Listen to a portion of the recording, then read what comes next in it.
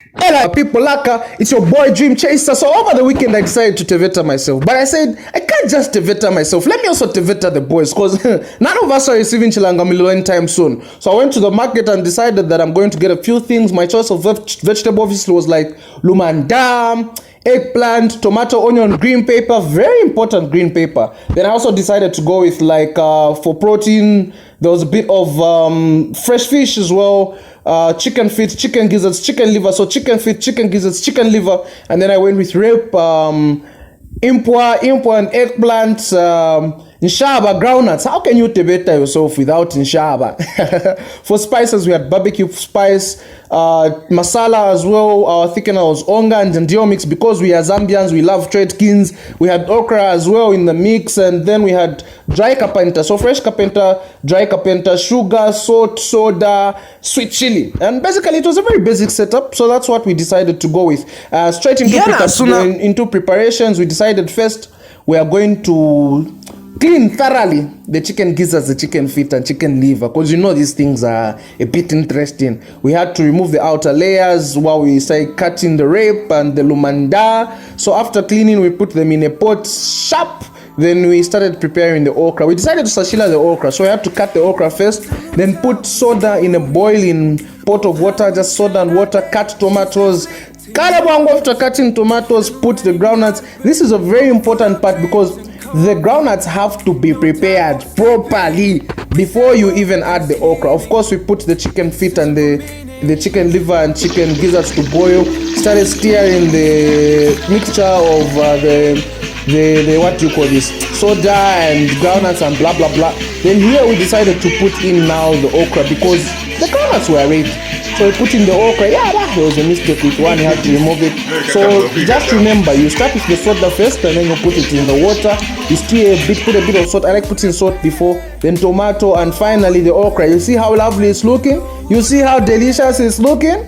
And you say we cannot live without women. But anyway, so we put it to a mix, and that's where we were at, and we were just stirring it to ensure that it blends properly because it's a process. It was still a very long process, by the way, at this point.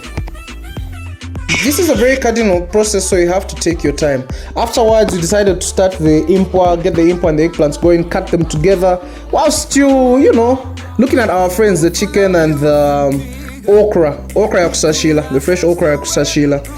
It's a process. You have to be patient. You have to know what you're doing.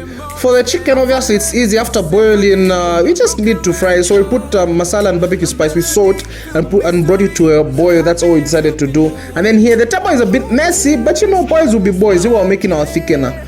So for the thickener, we used sweet chili, ndio mix, and onga. We mixed beef and chicken because we thought it would make sense.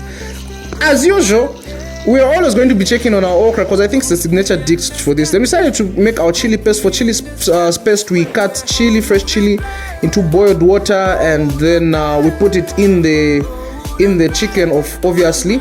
And for our eggplants and impua, after bringing them to a fry, we just threw some eggs in there. So we did the usual tomato, onion, and green pepper.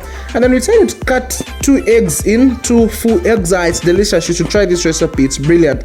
And of course, our secret recipe, which I'm going to give you guys for free, is once it starts to fry and mix up together, just add a bit of sugar.